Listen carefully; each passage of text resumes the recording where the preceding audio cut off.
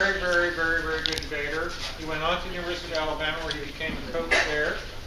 And then he went to Chattahoochee High School where he coached some of the nation's finest debate teams, qualifying for winning tournaments like the TOC, qualifying to the late elimination rounds of the Barkley High Schools, qualifying for and doing very well at tournaments like the National Debate Coaches Association National Tournament. He was an awesome debate coach as a high school teacher. Then we were fortunate enough to have him join us, where he is one of the finest debate coaches in the United States, well recognized as such. He recently authored last year's college debate topic. This year he was selected by Georgia and by the Georgia coaches, high school coaches, where he received an Outstanding Service Award for all the work that he has done for Georgia high school debate for the last 3 years, including putting up evidence in the novice Georgia high school debate packet for 3 of those last 4 years. So he has been an awesome person who has done great service to high school debate. He's been a great high school debate coach, and he is here to help you today learning about the negative on this topic. Mr. Herndon. Thanks, Herndon. Been sitting on that one for a while, haven't you? Yeah. That's why I stayed. All right. I'm James Herndon. I'm going to talk about going negative. First, just a little bit about how this is going to work. I want to get through a lot. You have very competent lab leaders, so I'm going to ask you to save questions till the end. If you just write them down, hopefully I'll get to a question and answer period. But if I don't, like all of the people who work with can answer any of the questions you have about this topic. And I'm going to do my best to make it pretty multifaceted because I have some like rising 4-year-olds in here who have never debated before. And then I also have like some 37-year-olds who've been debating for like 17 years and are masters at this point. But my topic is going to be about going negative on the 2015-2016 topic. Oh, got a little too far out of range. There are going to be 3 parts to this that I'm going to try to get to. The first, I'm going to be talking about the categories or the ways you can go negative, the ways we expect you to respond to stuff. I'm also going to hopefully go over and just introduce some of the negative arguments that you have access to in the packet, and I'll tell you where to find those and everything. Then I'm going to talk about the advantages on the topic. So Ross did a good job of introducing all of the different categories of advantages. I'm going to talk about those very quickly, make sure our lists coincide, and then how you, when you're negative, deal with that list. And then finally, I'm just going to give you some generic, like, Herndon thoughts on the surveillance topic, so you have them written down somewhere and all sorts of stuff like that. What does it mean to be a category of going negative? What I'm trying to explain to you is how surveillance could possibly be good, or how affirmative plans or 1ACs are bad. And we're going to do this in broad strokes, broad enough that when you show up at a debate, whether that debate is the Emory National Debate Institute Tournament Round the First, or if we're talking about the Tournament of Champions Final Round, or if we're just talking about the Boston UDL Tournament City Championships, wherever you find yourself debating, you expect a resolution. How can you prepare to be negative against it? So it's going to be really broad. And I've tried my best to fit it into 4 identifiable categories, and I'm going to introduce these now, and then I'm going to go into greater detail on them in a second. The first is I'm going to say that there are political reasons why we should continue to survey or we shouldn't vote for the AF. I'm going to give you some examples of that. One of our disadvantages, which is one of the arguments we have prepared for you to make, is a political argument. There are always economic reasons. The question that happened there at the end is like, aren't companies making a lot of money off of this surveillance stuff? Isn't the government wasting a lot of money, spending a lot of money? All sorts of stuff like that. Third, and this is the one that is most obvious to people, but I'm going to go into detail with that third, is just like sometimes surveillance is just good. It kind of seemed, we had an interesting meeting with Ross and I and some other coaches. We sat down, we were like, what do you think the average 14 to 18-year-old feels about surveillance? And Ross was like, oh man, they probably hate it. They hate their privacy being violated. And I think you all don't care. I'm just of the opinion that y'all are like, whatever. Put it out on Facebook. Let the world see. I'm not a terrorist. They don't care about me. Who cares if we look out there? I'm going to talk about some of the arguments in favor of that perspective. And then finally, I'm going to talk about theoretical or philosophical. And for those who have debate jargon down, you can write critique with a K, K-R-I-T-I-K. That'll be the 4th category of negative arguments that I'm going to talk about. So A, political reasons we shouldn't curtail.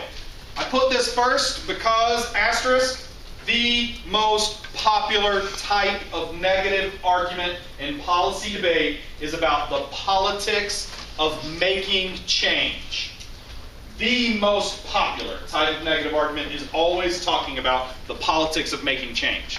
The reason that is because it's easy to research, it's defendable without having to really talk about the act. Basically, all of these arguments will boil down to the politics dissent.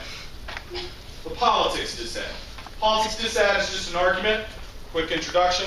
Says that making change, the government going from the current world to a world where we don't survey, is going to be unpopular for somebody. It's going to piss off a lot of people, or anger a lot of people. Who do you think would be angered by it? That's rhetorical. I'm going to answer it for you. Any security, pro-security members of Congress, they're going to be made mad by it. Anybody who thinks that the NSA should be doing more, anyone who hates restrictions on the government, all sorts of stuff. It's very easy if you're a member of Congress to stand up and give a rousing speech about 9/11 and how we shouldn't be putting our country at risk. It's a lot harder to stand up and say we should not be reserving cell phone calls that we don't look at for people because rights are important. That's a little harder. So the politics dissent will be a large category on this topic, as you could expect. There are also going to be trade-off disads, political trade-offs. This argument boils down to the government's not going to stop looking. A lot of the evidence in the SSRA affirmative and some of the others says that, well, if they're not looking this way, they're going to do something. What is that something that they are going to be doing? The borders affirmative that people are going to talk about later, we employ a ton of people to secure the U.S.-Mexican border. A lot of people doing their job. If affirmative says stop doing domestic surveillance there, this negative argument would say they're not just going to go home. They're not just going to all get fired and laid off. They're going to come up with new and interesting and fun things to do that are going to be totally respectful of the rights of people along the borders. Not. Instead, trade-off dissent says the thing that they would do instead is much worse. If they're not doing metadata, what would they do instead? If they're not using drones, what would they do instead? If they're not hacking into your email, what would they do instead? That's going to be a popular type of negative argument on this topic because the government is not going to throw up its hands, give up the war on terror, and just pretend everything is safe. Third, we're going to have credibility-based disads. This is a broad category. But there was some tones in Ross's talk about when since Snowden came out and said, hey, the United States has been hacking into everyone's email. And hey, Chancellor of Germany, we've actually been listening in on all of your cell phone calls. Since that's happened, a lot of people have looked at the United States and called us a hypocrite. We're not doing the things that we said. Free and open internet, except for the versions that we hack into and watch what you're doing. How dare you deny people the freedom to do whatever they want to with their email, China? We're doing the same thing. A lot of affirmatives on this topic will reverse that trend. They'll say, you know what? We're not going to be a hypocrite. We're going to fix this. We're going to look better. And doing so will increase sort of the credibility of the United States, our ability to push for certain things, our ability to look like a global leader or hegemon or just have leadership around the world. It'll also get us to push some stuff. I'll talk about that one more specifically in just a second. Like, what are we trying to get done internationally that we can't because we look like a hypocrite? A fourth type of political reason we shouldn't curtail is presidential power. This would be a popular argument.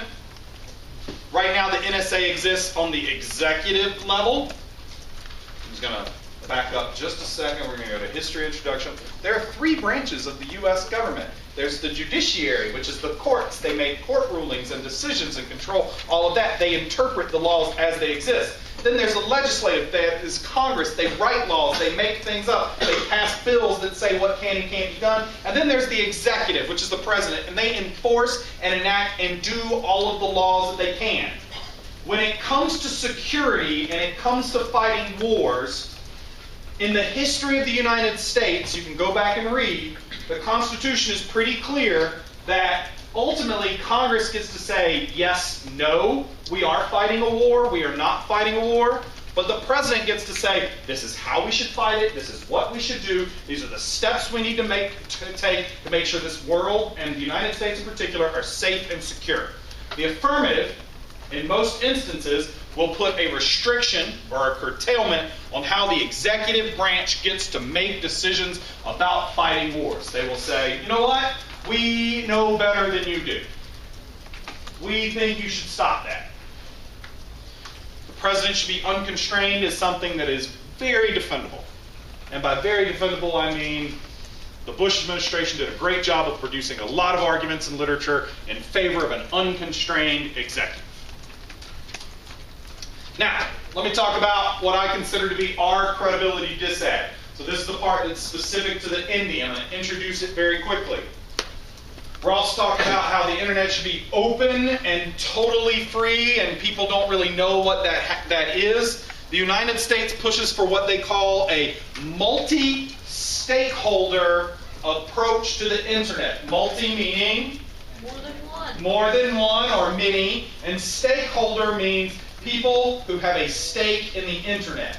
And our approach is that the internet is free and open and belongs to everyone. We should all have the internet. There should be no restrictions on it. If you want to do something on the internet, if you want to put up a website, you go ahead. If you want to Google how bananas can be used for drugs, feel free. The internet is there for you. Don't do that. That's not smart. But no one should be in control of the internet telling you you can and can't do that. That is the United States approach. We think that the internet then should just be open and go anywhere. Both sides will probably agree on this. The problem with us making this push is that no one trusts us. No one believes us anymore. We've been making this argument, and then all of a sudden they've come out and they've said, well, wait a minute, you don't actually think the internet should be free. You think it should be policed. You think it should be controlled. You think that Facebook, Verizon, AT&T, they all are companies that are required to give you data. That's not free and open, you liars. The plan then reverses that. The plan then sort of takes away some of that hypocrisy, restores some credibility that the United States might have. The disad says multi-stakeholder bad, government control of the internet good. It's weird, this may confuse you, but basically this disad is, you know what? Russia and China, they've got it right. That's how the internet should operate. Little counterintuitive, I know. But the main argument that Russia has made for nationalized internet is that if there's one hacker sitting right in this room, let's call that hacker Jaster. Jaster's sitting there, he, because of the way the internet works, could in theory shut down a power plant in China. In theory. Just from here. The Russian version, where it's not multi-staker and they control all of the internet, he couldn't do that. He couldn't be hacking. He couldn't go across. And so this disad is the nationalized internet is good because it allows us to control hacking better. The United States is able to improve their credibility because right now everyone thinks we're hypocrites. The plan fixes that hypocrisy. That's an example of a credibility disad. I encourage you to ask your lab leaders follow-up questions about it. It's one of the arguments we will make at the tournament and in our lab. Second, category B, there are economic reasons you can always say. Debaters love to talk about the economy. We have rising juniors and seniors at Emory, who I guarantee you have talked about the economy in all 7, 8, 9 years of their debate experience. You just love talking about the economy. This can fall into two general categories. First, there will be sort of like spending or budget trade-off type arguments that are related to the economy. I was thinking as I was listening to Ross speak, I bet the government spends a ton of money doing all of this surveillance stuff and funding NSA. I wonder what they would spend that money on if they weren't spending it on it. And second, and this was brought up with the Facebook discussion, there are lots of app-specific economic benefits. There are a lot of technology companies that are making a lot of money off the surveillance. There's a lot of decisions being made by Facebook and Verizon and AT&T and other IT companies that are hugely economic beneficial not only to those companies but to the U.S. economy. Basically, if there's a law that says we can survey, I guarantee you there's someone making $1 million right now doing that surveillance, that's employing tons and tons of people and doing lots to prop up all sorts of economies. Our disad, again, that we have for the ENDI that I'm introducing, is the offshoring disad. The offshoring disad. What is offshoring? Offshoring is traditionally a different word for something that carries more negative baggage. That other word is outsourcing. Outsourcing happens when Ford Motor Company shuts down the plant in Detroit. They're like, we're not going to make the Ford Taurus in Detroit anymore. We're actually going to open up a plant in Tijuana. We're going to make the Ford Taurus there. We're going to sell it back in the United States. That is the most egregious and sort of like negative, not negative as in debate, but negative as in like bad, form of outsourcing that people often reference. Another thing gets offshored a lot, and that is IT services and technology services, sending that to other countries and doing all sorts of stuff. So, the disad begins with the claim that technology and IT companies are beginning to leave the United States. A lot of companies that had been set up here are leaving because of the NSA, because of the surveillance thing. Why would Verizon, if they could stop doing the surveillance, why would they continue to stay in the United States? Now that's an example of a company that obviously can't leave the United States. They own a lot of the infrastructure, like the physical lines and stuff. But other companies that provide things like email or data service like Dropbox or any sort of website or online gambling stuff, they could very easily just be like, you know what, it's not worth the bureaucratic hassle, it's not worth cheating on our customers, let's just leave, let's get out of here, let's provide our sources overseas.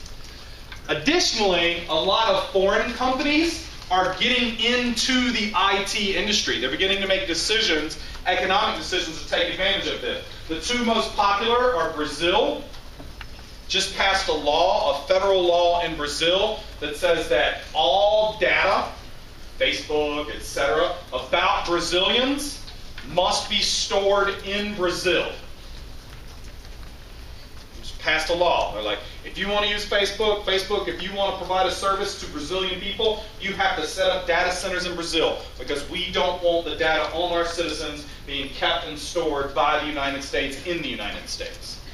Europe is doing the same thing. They're calling it the Euro Cloud. They're beginning to build all sorts of like tech stuff and servers that are happening and popping up all over Europe.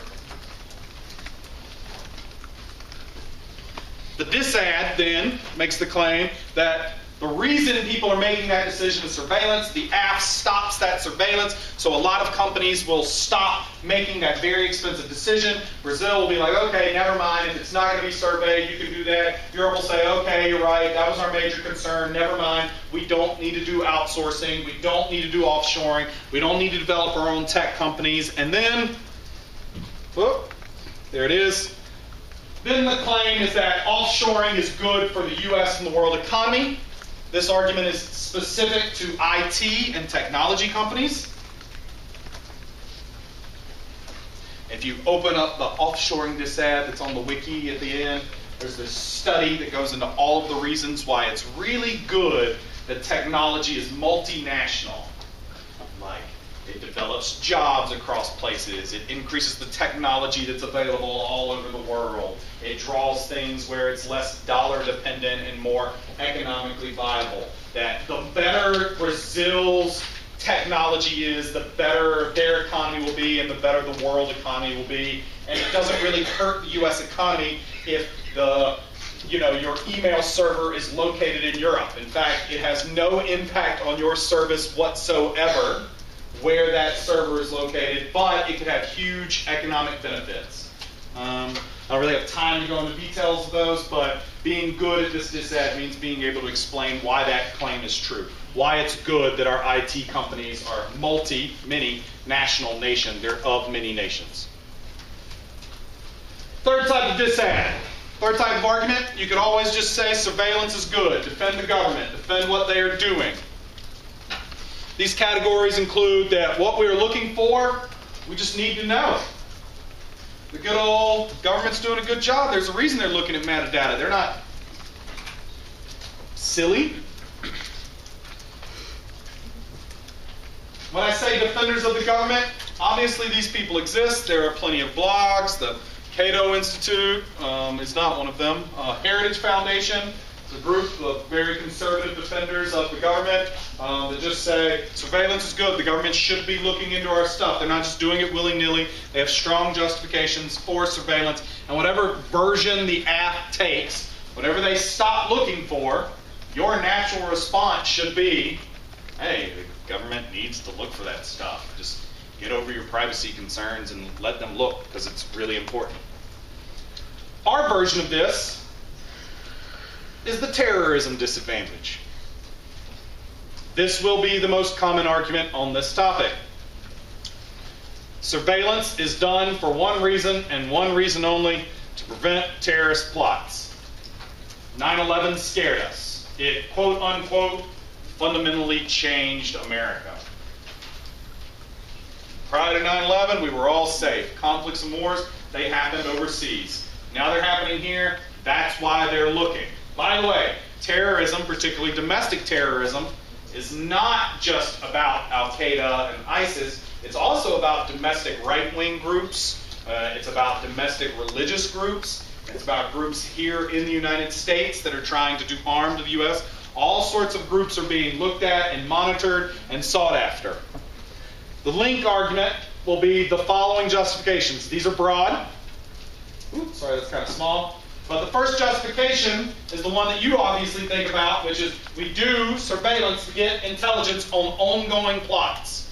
We're looking for buzzwords in internet searches and in cell phone conversations. Oh, we have reason to suspect someone's trying to blow up the Boston Marathon. Based on all of this data, we've gotten information on that, we're going to use it to stop it. And they intervene to do it. But that's not it. We also have, for example, that we can get information on people, not just plots, but names that come up on people that are in association with certain stuff. We're beginning to get a list of stuff, to put on no-fly lists, to begin to gather more information. You use the data to build up the case for a warrant. You know, watch The Wire. Very good TV show. I highly encourage all of you to watch it, except for the fact that it's really violent, probably inappropriate for your age. Other than that, though, fantastic show. And they use this to gather information on people. They'll listen to the phone calls. They're just listening. They're like, hey, is it just me, or did the name Marlowe get said 5,000 times by all of the known drug dealers we know? It did. Let's find out more about this Marlowe guy. Okay, good. Hey, look, now we've got a warrant on this Marlowe guy. And so that's how they sort of narrow down using surveillance. Third, surveillance can also deter people. Deter people. Ross told you not to download stuff illegally while you were here. He's right. Emory's got a great IT wall. They know what everyone's computer is doing. If you're doing something illegal, there's somewhere on here where there's a server that's saying, hey, this one computer, an Anthro 303 that's hooked up on the IP address, just downloaded 3 gigabytes worth of data. We should look into what that is. That's a lot of data. They can do that. You know what? It actually doesn't matter whether that's true or not. Each of you is now less likely to do it. That's how deterrence works. Surveillance. Who are we looking into? And this was an argument the NSA made in court stuff. Well, not everybody, but a lot of people. Well, aren't you less likely to use the internet? I mean, who's going to Google, how can I blow things up? How do I build a bomb? That's called deterrence. And you're less likely to use the internet for various reasons. Finally, the other end of this is that having to get a warrant is really slow. A warrant, you've all watched cop dramas, you know, the cop knocks on the door, they come in, they're like, come back when you get a warrant. And then the cop says something like, oh, I can, and I'll take you downtown. And then the bad guy's like, all right, come on in and find all of my drugs. In the real world, the person's like, no, seriously, get a warrant. But I'm going to take it. That's fine. Get a warrant. And they go downtown and they talk to the judge. And the judge asks them to present them with information. And that information is then verified. And then they write a warrant. The warrant takes a little bit to process. And they go back and they knock on the door. And they're like, oh man, there's no one here anymore. That's really weird. That's because they're now blowing something up. That warrant process takes time. Which would you rather deal with is the question of the terrorism disadvantage. The loss of privacy of the people having their doors knocked on, or not preventing people from blowing stuff up. That's the terrorism disadvantage. And finally, the impact is just that terrorism unchecked would be bad. We like having information on people. We like this deterrence. We like the fact that the government gets some information. They need to act quickly because sometimes that information will act quickly. The fundamental issue of the terrorism disadvantage is how do you deal with the fact that there haven't been as many attacks recently? The affirmative will say, well, that's a reason why we don't need to survey. We should calm down. We're not as unsecure as we think we are. We're actually doing all right. The negative will say, yeah, you're doing all right because the NSA is doing their job. You don't know about all the people they have data on. You don't know about all the deterrence they've done. You don't know about all of the people they've arrested that a warrant would have maybe allowed them to get away to have plotted stuff. That's the battle of this topic. Theoretical, philosophical problems. I don't want to go into this word too much. Stephen's got a lecture on Thursday. It's going to be an hour. He's going to talk about it. He's way smarter, better. I'm better looking. Other than that, he's got me in every category. Arguments about the justifications of the plan or the advantages. So all of the things we've talked about previously are the effect of the plan is bad. You do that, bad thing happens. Critiques, theoretical justifications say, why would you want to do that? That's messed up. They can fall into these categories. First, don't trust the government. That's the major sort of running theme through most of these theoretical justifications. And it's interestingly one that most of the people who are anti-surveillance make, which is, so wait a minute. Oh, they stopped collecting metadata. Oh, you're right. The government's totally good now. They're no longer doing anything to violate your rights. Wake up, sheeple. The government is only there to use those new rights to exploit you. Make you think that the new right you've been given makes you safe and secure. They're doing all sorts of things like, oh, your email's totally not looked into anymore. You're totally free. We're a new democracy again. Good job. Or the government is also really racist, really gendered. I apologize for etc., but I could list this out. Homophobic, transphobic, religiously biased against Muslim people, religiously biased against Jewish people, etc., etc., etc. That etc. is not to minimize what is done. It's just to suggest that the government should be trusted because when you let the government make decisions and we stop remaining critical, it tends to undermine the people in society who are the most vulnerable. That's a critique argument.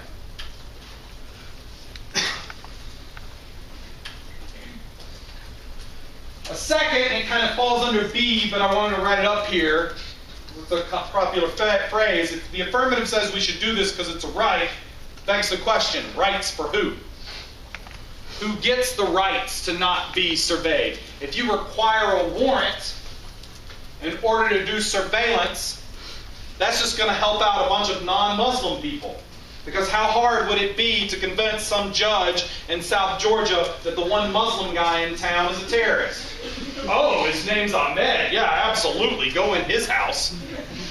Frank Smith? Leave that guy alone. That's a good Constitution-loving American. As you expand rights, who do those rights happen for? And again, so the affirmative thinks that they grant rights. They don't grant rights to the people who are going to be abused. They grant rights to the people, and those people who are going to be abused get abused, and rights only function to uphold the power of the majority, etc., etc. This is a theoretical problem.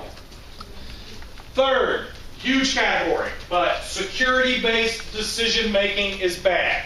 When we make decisions to stop wars, to save lives, which a lot of affirmatives will do, that is ultimately a set of decision-making.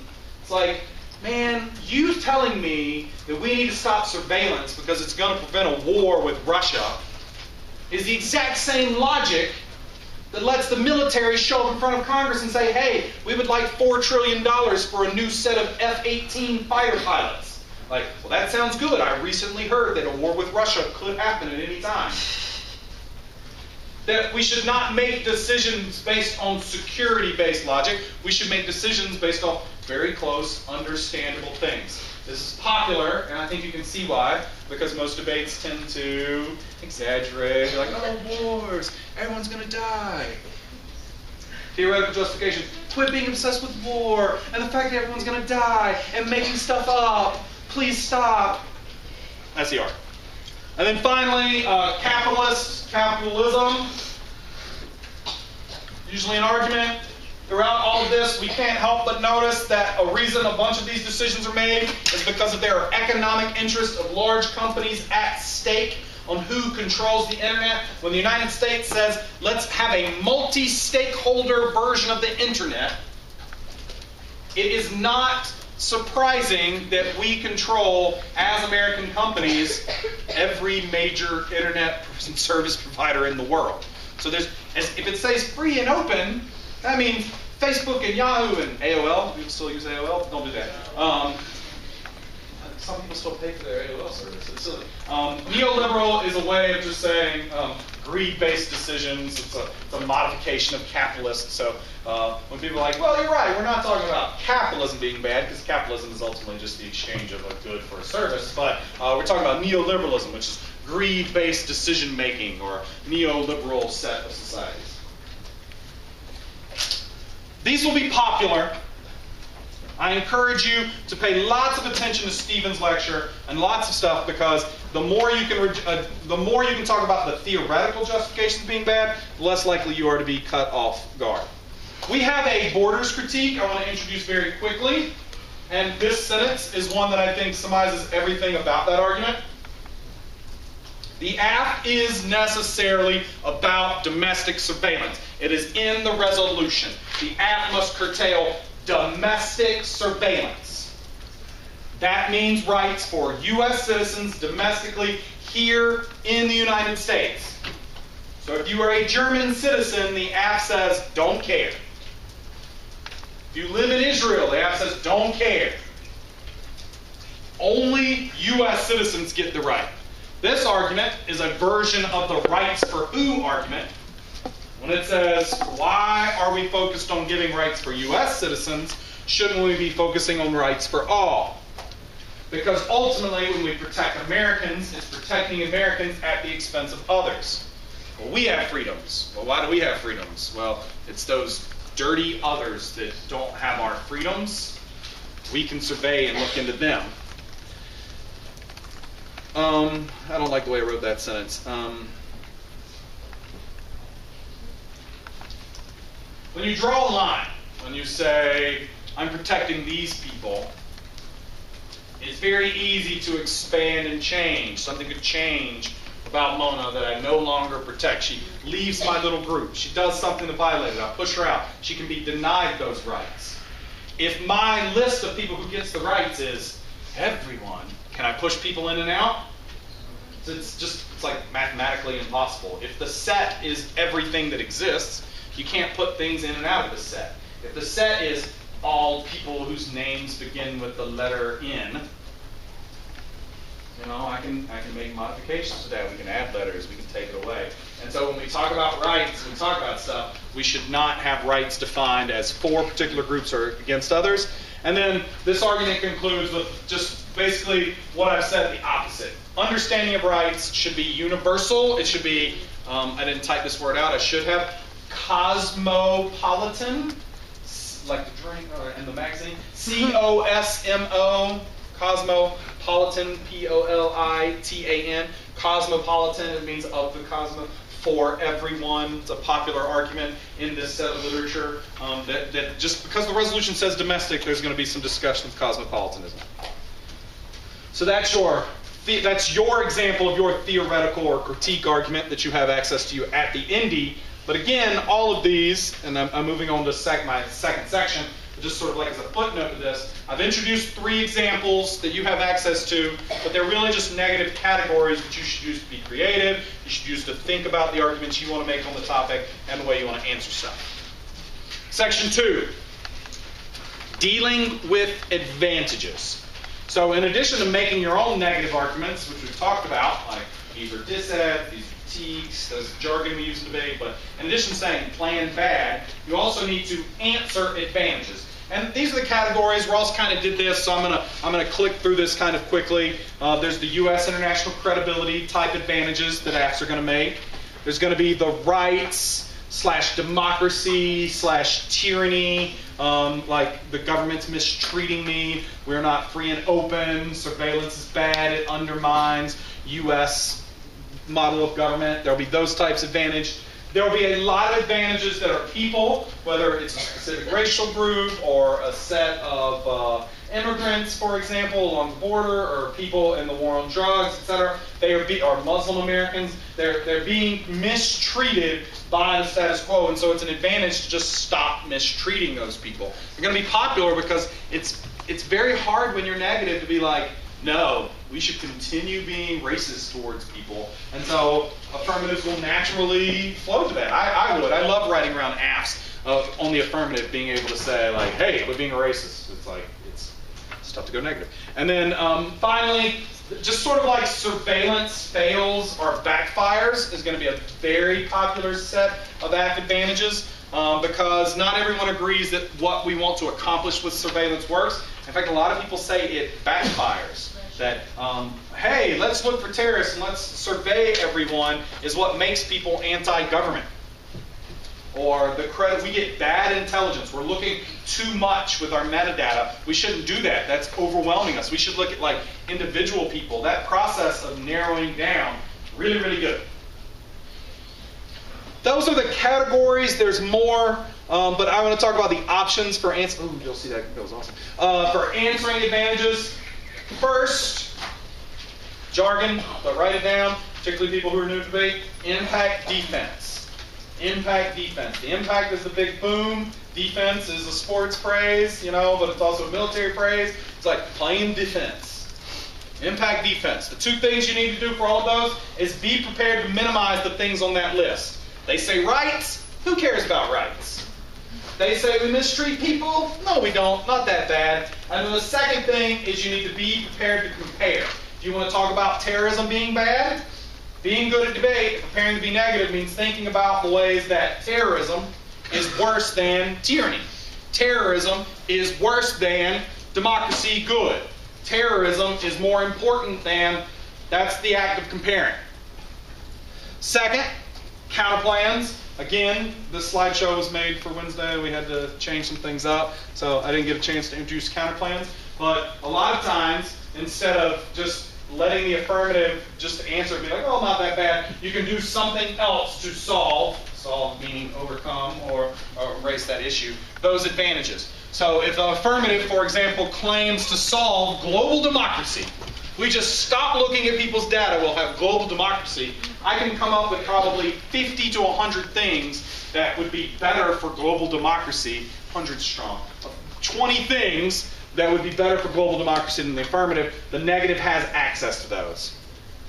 And finally, there's also a very popular set of solvency-based answers. A solvency-based answer means that the plan doesn't solve that problem. Solve is a popular debate word. Just means it doesn't correct it. They're going to claim to solve the affirmative will always think that they're utopia. You should push back on that, and there's a lot of stuff. We talked about some of them with the theoretical objections. We've talked about them with some of the disads. But solvency-based arguments, very popular on this topic. Greenwald, Greenwald, he is both the leading person who writes advantage cards. He thinks the surveillance state is terrible. He wants to end it. He's like, we've got to get done. We've got to stop this. But he also is the person most popular to say, like, yeah, but like just ending the Patriot Act, that doesn't do nearly enough. The government's going to continue to do all sorts of stuff. That's sort of the ways you can down. Now, quickly, thoughts on the topic. If you want to zone out, you can, because I want to leave a little time for Q&A. But these are my thoughts. First is, what can we expect to debate on this topic?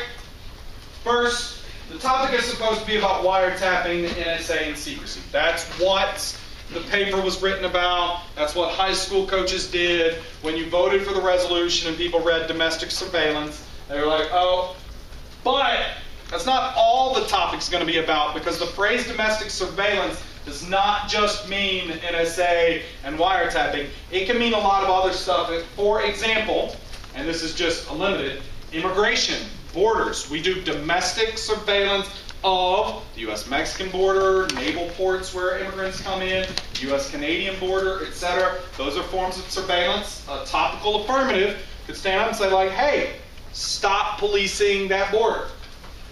Drugs, and there are two categories of this. There's the war on drugs, which is doing domestic surveillance of things like marijuana usage or other. But then there's also the Federal Drug Administration, which does surveillance of things like the Patriot Act, in addition to everything else we talked about, also is the reason you can't go buy Sudafed. And you all probably don't have to do that.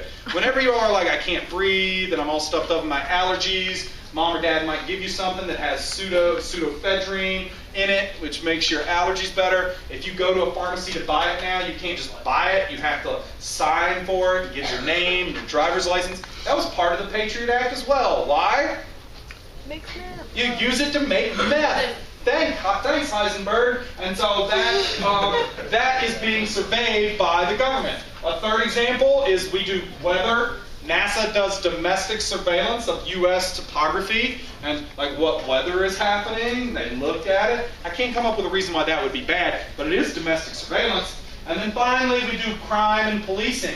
In addition to just like looking into terrorists, they also look into gangs. They also look into like white-collar crimes. White-collar crimes means crimes that are about the economy, like insider trading. They're looking into groups like that. These are all just some examples of things that they do that could be other forms of the topic. So, how do I prepare to go negative? Let me get this out. To me, it's just a process, and here's what it is. I'm ready to get negative. Camp is over. I've got the Wake Forest tournament or the Emory one day or whatever first tournament you show up at. First, create a list of answers and advantages that you expect to answer. Not asks, not I expect these 1 ACs, but here are the impacts, the advantages I expect on this topic.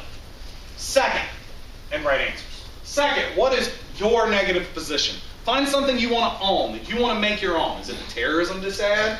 Is it the borders critique? Is it the capitalism critique? Is it any argument you want? Like, this is mine. I'm going to own it. I'm going to get good at it. I'm going to talk about it. I'm going to read more about it on the interwebs. As the NSA reads me reading about it. All sorts of stuff like that. Make it yours. Then ask yourself this question. Does my negative position apply to all of the affirmatives that I expect to hear? All of that list that Herndon wrote on. Does this negative position apply to stuff? If it doesn't, you have two options. Option one, topicality. Question mark, what's topicality? It's saying that they're on topic, and if they're not on topic, they should lose. To be discussed later. Or second, you have to add in another negative position. So if the terrorism disad doesn't deal very well with the NASA weather advantage, then you need to add other negative positions to your arsenal. So it's cool. There's a guy in the back every time I say capitalism, he like does a fist pump. It's good. There's some answers that doesn't apply to, so he needs to expand his negative arsenal, because if he doesn't, he's going to lose to all of the affirmatives that maybe that doesn't apply very well to. Oh, come on. There's one other thing, right?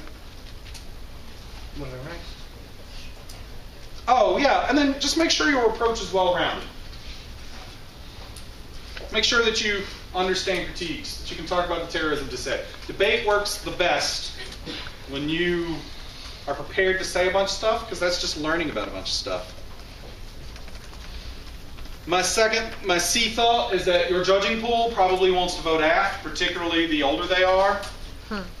Teachers have a tendency to be liberal. You know that because they care about people. Means they want to vote aft, right? So the terrorism dissad, if Donald Rumsfeld shows up, you're probably going to win the terrorism dissad all of the time. You got to kind of own it.